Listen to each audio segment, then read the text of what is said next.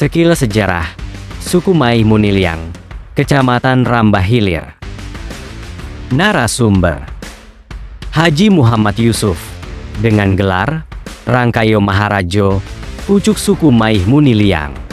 Dato Abdul Ghani, dengan gelar Saudagar Rajo, Dato suku Mai Muniliang. Dato Makmo, dengan gelar Lakno Monti, Dato suku Mai Muniliang. Datuk Syahril, dengan gelar Laksano Monti, Datuk suku Mais Muniliang. Dato Saman, dengan gelar Lakno Monti, Dato suku Mai Muniliang. Dato Anizar, dengan gelar Lakno Monti, Dato suku Mai Muniliang. Penyusun kata: Syamsul Bahri, SPD MMPD. Awalnya, di Sungai Batang Sosa hanya ada kampung kecil atau banja yang dihuni oleh beberapa orang dan seorang ulama sebagai orang yang dipercayai sebagai pemimpin kampung tersebut. Suatu hari datanglah satu orang laki-laki dan satu orang perempuan ke kampung ini, dan ingin dinikahkan oleh ulama itu sesuai dengan ketentuan Islam. Usut punya usut mereka datang dari Pagaruyung, Sumatera Barat. Mereka ini merupakan anak terpelajar dan bisa diandalkan.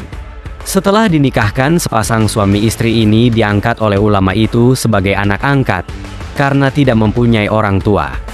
Ternyata laki ini bernama Sikin adalah seorang terpelajar di Pagaruyung dan pandai bercerita, sehingga membuka pikiran kita ke arah yang lebih maju. Di mana dia duduk, dia selalu bercerita atau bahasa daerahnya menguta-nguta, dan akhirnya dia digelar sebagai Pak Punguta atau Pahuta, tukang cerita. Dan istrinya bernama Kombang Bonieh. Sudah beberapa tahun menikah namun belum dikaruniai anak. Maka diambillah sepasang anak orang kampung tersebut bernama Ali Sakti dan Nilam sebagai anak angkat. 3 tahun kemudian pergilah suami istri ini berkunjung ke Antau. Mungkin sekarang ini adalah Rantau Binuang. Di sana ada sepasang anak piatu yang terlantar bernama Syarif dan Bungo Juri. Maka diambillah anak ini dijadikan anak angkat. 2 tahun kemudian lahirlah anak laki-laki pertama Kombang Bonieh dan diberi nama Gagu. 2 tahun berikutnya lahir lagi anak perempuan diberi nama Kombang Sonjo, karena setiap senja Sonjo setelah mandi selalu bersolek dan berhias. 2 tahun kemudian lahir lagi seorang anak perempuan, dan sangat disayangi dan dimanja-manja sehingga diberilah nama Oyang Ome, istilah sekarang nama Jajek-Jajek. Setelah anak-anak ini dewasa dan sudah wajar untuk berumah tangga, maka Sikin atau Pahuta ini melakukan pernikahan silang antara anak angkat dengan anak kandungnya. Anak angkat yang bernama Ali Sakti dinikahkan dengan anak kandungnya bernama Kombang Sonjo. Syarif dinikahkan dengan Nilam, adik dari Ali Sakti, dan Gagu anak kandung laki-laki Sikin dinikahkan dengan Bungo Juri, adik Syarif. Tinggallah seorang Uyang Omeh yang belum menikah. Setelah membentuk rumah tangga, maka mereka pergi pindah ke tanah datar yang terdapat di antara Sungai Kosiek dengan Sungai Kuning. Sekarang dataran itu termasuk wilayah Desa Muara Musu sampai ke Simpang D, Desa Rambah Muda sebagai hulu Sungai Musu. Di Sungai Kumpai sudah ditunjuk sebuah rumah tempat berkumpul atau bermusyawarah tentang perkembangan kampung atau daerah yang disebut dengan Rumah Godang.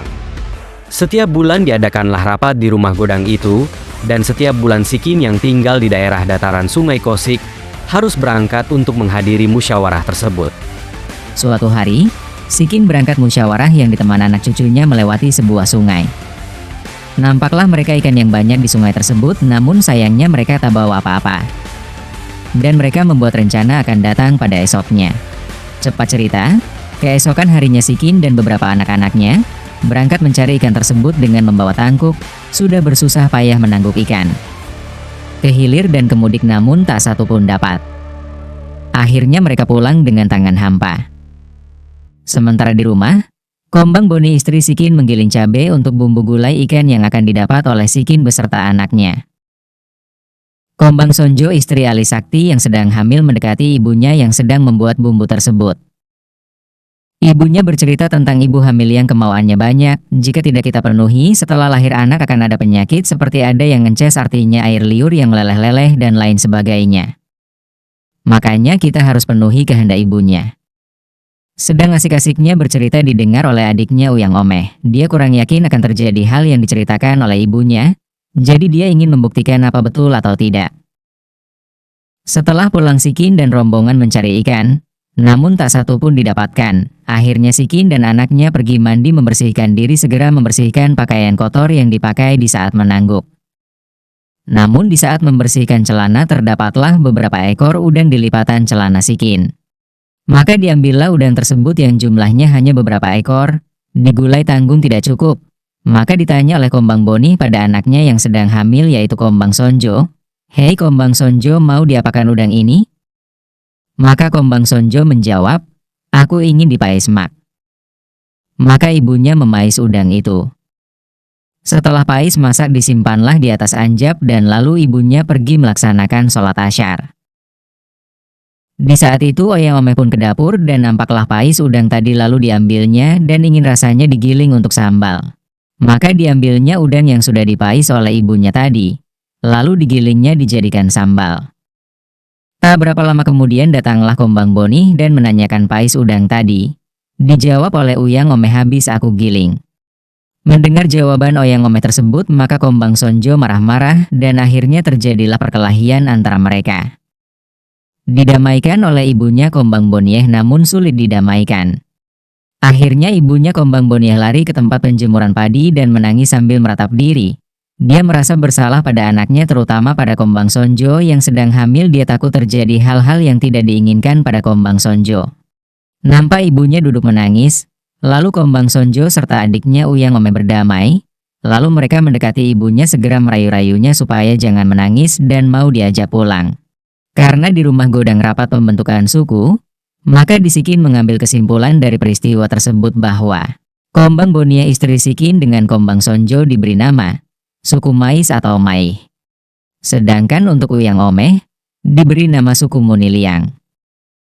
Nama suku berbeda namun mereka adalah adik-beradik satu bapak dan satu ibu. Dan mereka bersumpah tidak akan melakukan pernikahan antara anak keturunannya. Jika dilakukan, maka akan terjadi kerusakan di dalam keturunannya, baik kerusakan jiwa maupun kerusakan raga, misal separuh gila alias tenggen atau cacat tubuh.